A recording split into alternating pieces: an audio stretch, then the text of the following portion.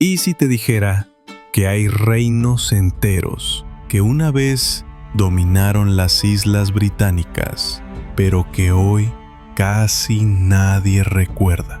¿Qué secretos se esconden entre los valles de Gales, los acantilados de Irlanda o las ruinas de Essex? En este video vamos a desenterrar la historia de 3 reinos olvidados que no solo existieron, sino que forjaron el destino de las tierras británicas antes de que siquiera se hablara de un Reino Unido.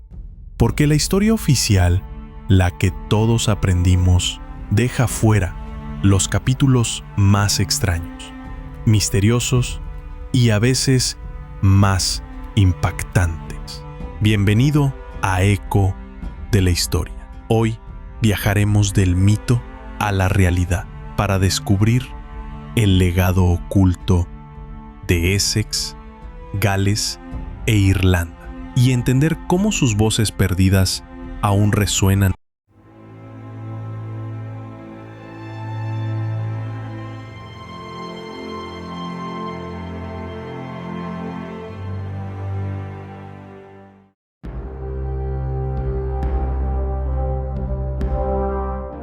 ¿Sabías que uno de los reinos más influyentes en los primeros siglos de la Inglaterra anglosajona terminó siendo tragado por la sombra de la historia? Hablamos del reino de Essex, una tierra que una vez albergó poderosos reyes, rituales paganos y una lucha constante por sobrevivir entre potencias vecinas. Essex, cuyo nombre deriva de East Sacs o los sajones del este, fue fundado alrededor del año 527 después de Cristo por colonos germánicos, en lo que hoy conocemos como el sureste de Inglaterra. Pero, ¿quiénes eran realmente estos sajones orientales? Más que simples guerreros, eran constructores de una identidad cultural, religiosa y política que marcaría la evolución de los reinos ingleses. El territorio de Essex se extendía por lo que hoy son los condados modernos de Essex, partes de Hertfordshire y Middlesex, incluyendo zonas tan importantes como Londres. De hecho, se cree que Londres fue durante un tiempo una de las ciudades más importantes dentro del reino, aunque su control era inestable debido a las constantes disputas con Mercia y Kent. Una de las características más fascinantes de Essex fue su prolongada resistencia a la cristianización. Mientras otros reinos sajones se convertían al cristianismo, los reyes de Essex permanecieron fieles al paganismo durante más tiempo. Fue recién en el siglo VII cuando comenzaron las conversiones, iniciadas por el influyente rey Sebert, quien permitió la entrada de misioneros cristianos como Mellitus. Sin embargo, tras la muerte de Sebert, sus sucesores expulsaron a los cristianos y volvieron a sus dioses antiguos, mostrando cuán profundas eran las raíces de su religión tradicional. Pero Essex también fue un reino fragmentado internamente, gobernado muchas veces por correyes que compartían el poder, lo cual generaba divisiones y debilitaba la unidad del reino frente a potencias más centralizadas como Wessex y Mercia. Esto, sumado a las presiones externas, llevó a que Essex acabara absorbido como un reino dependiente, perdiendo gradualmente su independencia hasta integrarse en el reino de Wessex en el siglo IX. Hoy casi nadie recuerda a Essex como un antiguo reino, pero su historia está grabada en los cimientos mismos del nacimiento de Inglaterra.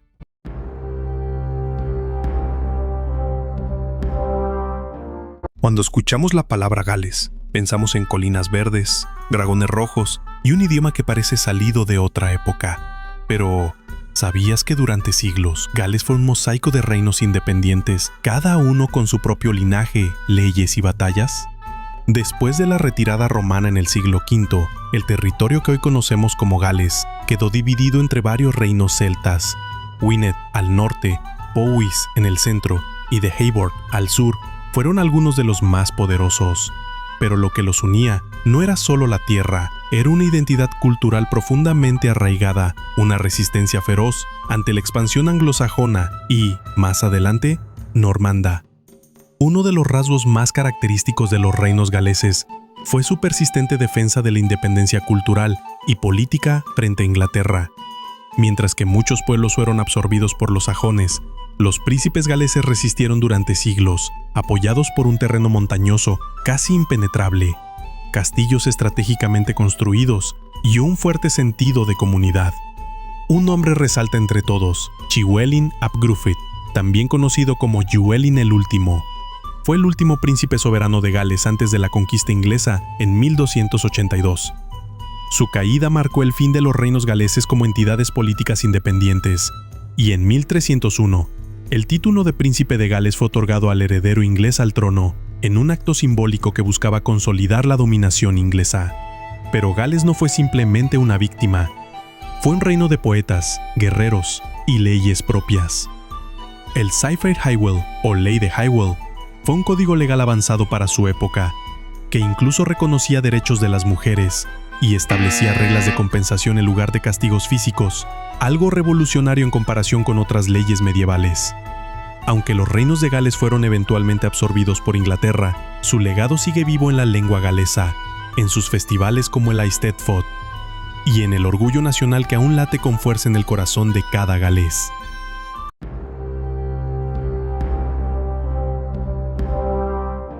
Durante siglos, la isla de Irlanda no fue un reino unificado como lo conocemos hoy, sino una red compleja y fascinante de pequeños reinos independientes, conocidos como tuatha. Cada tuat estaba gobernado por su propio rey o ri, y aunque compartían lengua, religión y costumbres, estos reinos estaban en constante competencia por el poder. Esta fragmentación política no impidió que se desarrollara una cultura profundamente rica, basada en la tradición oral, la mitología celta y una organización social única en Europa. Lo que distinguía al Reino de Irlanda era su estructura descentralizada. A diferencia de los reinos anglosajones o del modelo feudal europeo, aquí el poder no descendía de un monarca absoluto, sino que se distribuía entre una jerarquía de reyes menores, reyes provinciales y, en ocasiones, un Ard Ri o Gran Rey de Irlanda, que reclamaba supremacía sobre los demás. Sin embargo, esta supremacía era más simbólica que efectiva, ya que cada rey local tenía un poder considerable dentro de su territorio. El sistema legal, conocido como las leyes Breon, era uno de los más avanzados de su tiempo. No estaba basado en castigos físicos, sino en compensaciones, y abarcaba temas como herencias, matrimonios, propiedad y crímenes. Era aplicado por jueces profesionales conocidos como Breons, quienes tenían una función casi sagrada. En cuanto a la religión, antes de la llegada del cristianismo, los irlandeses rendían culto a deidades de la mitología celta, como Lugh, Danu y Dagda. Con la llegada de San Patricio en el siglo V, el cristianismo se fusionó gradualmente con elementos celtas y dio origen a un monacato irlandés muy influyente, cuyos monjes serían los encargados de preservar buena parte del saber antiguo en manuscritos como el libro de Kells. Por último, su arte era único. La orfebrería celta, con sus formas espirales y complejos nudos, se convirtió en un símbolo de identidad cultural, y en cuanto a su lengua, el gaélico irlandés era el corazón de su tradición oral, la misma que dio origen a epopeyas como la Táin Bo Cuainge, un ciclo heroico que refleja el espíritu guerrero y mitológico del pueblo irlandés.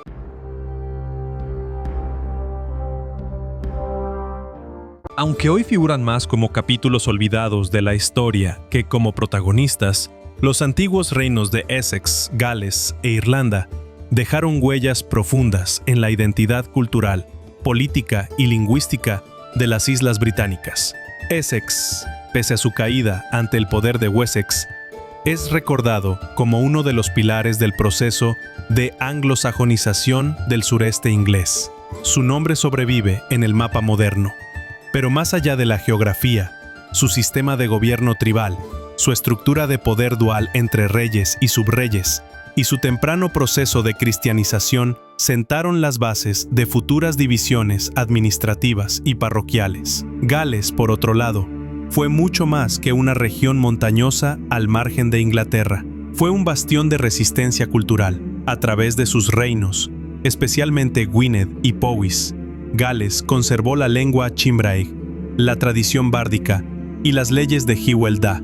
Incluso tras la conquista normanda, el legado galés siguió vivo en la poesía, la oralidad y el nacionalismo que aún palpita en sus tierras.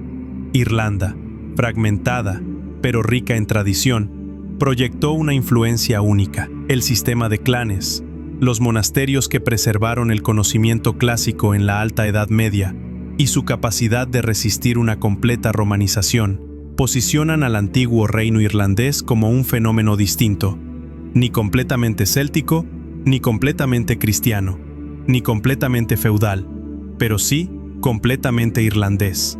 El idioma gaélico, las sagas heroicas y el legado druídico aún marcan su impronta en la identidad nacional. Estos tres reinos, en su aparente periferia, forjaron tradiciones que han sobrevivido siglos de conquista, unión y transformación. Sin ellos, la historia británica sería mucho más homogénea y bastante más aburrida. Y así viajamos juntos del mito a la historia, desenterrando las raíces profundas de tres reinos que, aunque hoy parezcan fragmentos perdidos, una vez definieron el alma de las Islas Británicas. Hablamos de Essex, con su papel clave en el mosaico sajón, de Gales, resistente y poético, y de Irlanda, con su legado ancestral que aún retumba entre sus colinas verdes. Estos no fueron reinos menores, fueron civilizaciones vivas, con su idioma, sus héroes, su forma de entender el mundo, y por eso merecen ser recordados. Ahora te toca a ti. ¿Cuál de estos tres reinos crees que tuvo el mayor impacto en la historia británica? ¿Y cuál dirías que aún influye más en la identidad moderna? Déjalo en los comentarios, porque quiero leerte, debatir y construir historia contigo. Recuerda que en Eco de la Historia tenemos video todos los jueves y sábados a las 19 horas hora Colombia, y si el tiempo lo permite, también los martes. En el próximo episodio nos vamos al corazón de Europa porque exploraremos los reinos franceses en la Edad Media, un mundo de traiciones, pactos rotos y dinastías que cambiaron el destino de todo un continente. Créeme, no querrás perdértelo. Activa la campana, suscríbete si aún no lo has hecho, y como siempre, nos vemos en la próxima batalla por la memoria.